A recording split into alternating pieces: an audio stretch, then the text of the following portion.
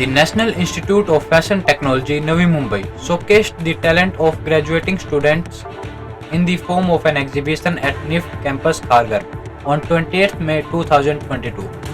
The Graduation Show 2022 was inaugurated by Secretary Textile Chairman BOG NIFT Shri Upendra Prasad Singh IAS under the presence of Director NIFT Shri Pawan Godiawala. The exhibition was well attended by many industry persons from brands, labels, media, government and non-government bodies. 286 graduation students showcased their work in an exhibition space of 3000 square feet in the sprawling campus at NIFT Mumbai campus Kharghar.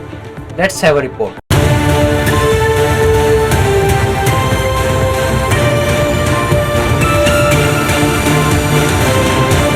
आपका theme क्या है design का? So basically हमने पहले काफ़ी research किया है और ये बहुत सारी थीम्स के प्रिंट्स हैं. ये एक पर्टिकुलर थीम के रिलेटेड नहीं है, ये 20 थीम्स के रिलेटेड सारे प्रिंट्स बने हुए हैं. तो आज आपका ग्रेजुएशन डे है, ये फाइनल प्रोजेक्ट है, तो आपके मन में क्या चल रहा है कि जब आप डे 1 में ज्वाइन किए थे और आज आपका ग्रेजुएशन डे है, तो उसके बीच का सफ़र कैसा रहा आपका? So it was amazing. Starting में we were supported by our mentors. We were guided on every step, but that was also carried out in the company. But still, we are now open to our own perspectives individually. Okay, तो इसके बाद का planning आपका क्या है? So I'll be doing something starting off my own, and we'll be planning to work on it further. आप मुझे अपना थीम बताइए, क्या आपका थीम का ट्रेंड क्या है?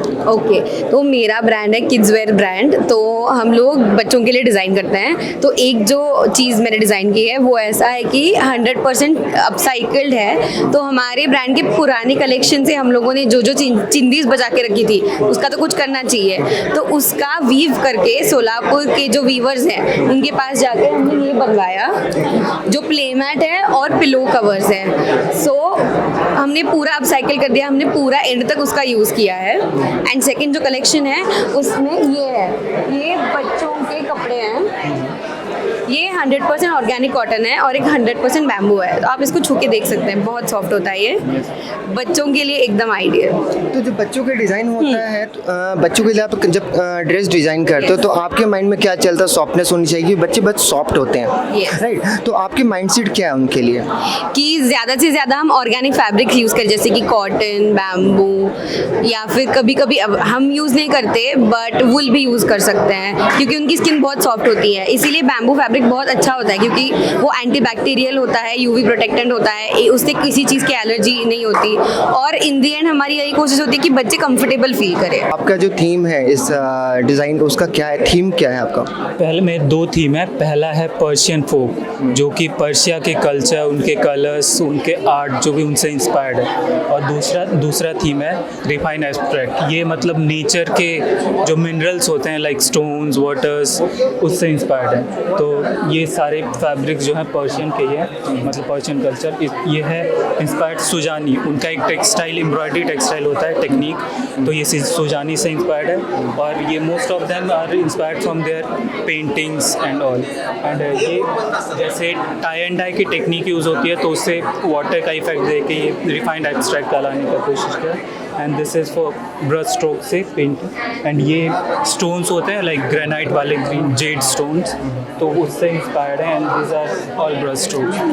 तो सबसे पहले तो आने वाले समय में 5 साल में आप अपने आप को कहाँ देखना पसंद करोगे? ऑब्वियसली किसी अच्छी कंपनी में अच्छा जॉब करते हुए, लाइक जिसका अच्छा पैसा, सैलरी अच्छी हो. साक्षी, आपका थीम क्या है इस डिज़ाइन का? सो ये जो कलेक्शन है आइपन आर्ट करके एक रंगोली आर्ट है उत्तराखंड का, उसका इंस्पिरेशन लिया है. वो रंगोली रेड बेस पे वाइट पेंट से किया जाता है. पहले इट वाज राइस फ्लोर, पर अब वाइट पेंट से किया जाता है और हर साल उसको बदला जाता है. तो उसके मोटिव से इंस्पिरेशन लेके ये साड़ियाँ बनाई गई हैं. And this is all digitally printed. तो ये डिजिटल प्रिंटेड है? हाँ जी. तो इसके थीम आपने जो बताया, तो आने वाली फ्यूचर ट्रेंड है साड़ियों का क्या, किस ओर जाने वाला है? सो ये साड़ियाँ टीनेज क्राउड और ऑफिस गोइंग क्राउड और सोशलाइट क्राउड को माइंड में रखते हुए बनाया गया है, बिकॉज उनका प्रेफरेंस होता है not so heavy but classy saris, तो उनको माइंड में रख के ये अभी बनाया गया है। सो होपिंग कि वो ट्रेंड आगे रहे। तो आपका जो मिडिल क्लास फैमिली के लिए आप टारगेट कर रहे हो या रिच क्लास फैमिली के लिए टारगेट कर रहे हो आपका? तो इस ब्रांड का तो टारगेट मिडिल क्लास फैमिली है, क्योंकि ये मास मार्केट ब्रांड है और इनकी साड़ियाँ होलसेल रेट से है, तो होलसेल रेट में जो बिकते हैं ऑब्वियसली उसका 4 गुना बाहर बिका जाता है, but this is particularly for middle class family. Okay, तो इसका जो थीम जो कॉटन या फैब्रिक डिज़ाइन कर रहा है वो इंडियन है या हम फॉरेन टेक्सचर यूज़ कर रहे हैं? नो, दिस इज मिक्स, ये कॉटन और पॉलिएस्टर मिक्स है और ये फैब्रिक टसर है। तो आपके आज ग्रेजुएशन डे है, तो आने वाले 5 सालों में आप अपने आप को कहाँ देखते हो? होपफुली एक अच्छा एस्टैब्लिश डिज़ाइनर। सबसे पहले जानना चाहूँगा कि जो आपके एडी डिपार्टमेंट है बहुत ही यूनिक कलेक्शन है सर, तो इसके पीछे का थीम क्या है और आज एक ग्रेजुएशन डे है तो उसकी थीम मुझे बताइए प्रोसेसर। बेसिकली हमारा इवेंट का नाम है टवोशियन, the ocean of talents. Every year we celebrate this कि जैसे ग्रेजुएशन स्टूडेंट्स होते हैं उनके जो इंडस्ट्री स्पॉन्सर्ड कलेक्शंस रहता है 4 महीने के टाइम में ड्यूरेशन में उन लोग अलग अलग इंडस्ट्री में अलग अलग प्रोडक्ट कैटेगरी में उनका ग्रेजुएशन प्रोजेक्ट करते हैं और उनका एकेडमिक इवैल्यूएशन के बाद उन लोग शोकेस करते हैं एग्जीबिशन में। तो जैसे एग्जीबिशन में देखेंगे ज्वेलरी कैटेगरी में रहेगा और इंडस्ट्रियल प्रोडक्ट्स रहेगा एंड बैग्स, एक्सेसरी और footwear, so there are various category basically. मैं सर इसमें टाइम कितना लगता है और किस मार्केट को हम लोग कैप्चर कर रहे हैं आज के यूथ से? Basically every students after this like they go to various product industry like fashion and lifestyle accessory, it could be furniture या हो सकता है बैग्स है, फुटवेयर्स है, UI UX है, there are various graphic design, there are multiple avenues they go to those kind of industry for their job. And some students they starts their own brand also, entrepreneurship में जाते हैं। तो sir जो ये theme है process आपका time कितना लगता है सर इस थीम को तैयार करने में? जैसा कि हमने देखा बहुत सारे टेक्सचर है और बहुत सारी ज्वेलरीज हैं, करेक्ट। इसमें टाइम कितना लगता है सर? ये लगभग 4 महीने के भीतर में मतलब वो ड्यूरेशन में बच्चे इंडस्ट्री में रह के कंपनी के अंदर उनके गाइडेंस में पूरा कलेक्शन उनका रेडी होता है और उसका इवैल्यूएशन हम इधर कॉलेज में उनका होता है as a part of their graduation project. तो सर जो हमारा थीम चल रहा है इसमें अपन इंडियन टेक्सचर को कितना यूज़ कर रहे हैं या फॉरेन टेक्सचर को कितना यूज़ कर रहे हैं सर अपने इस बार के थीम में?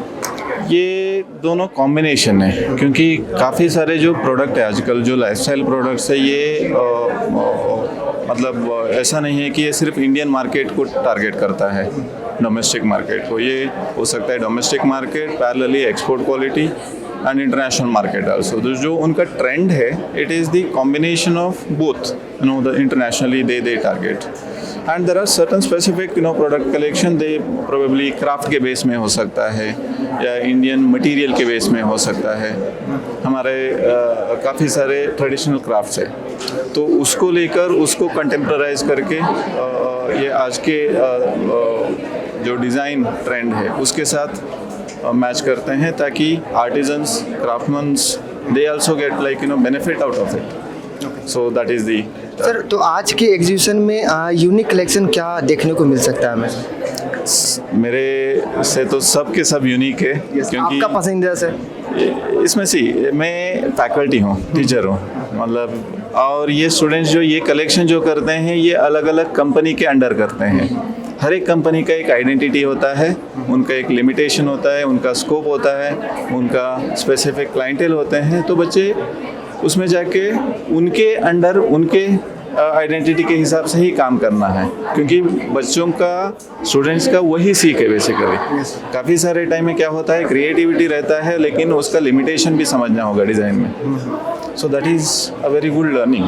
तो यूनिकनेस एवरीथिंग इज़ गुड।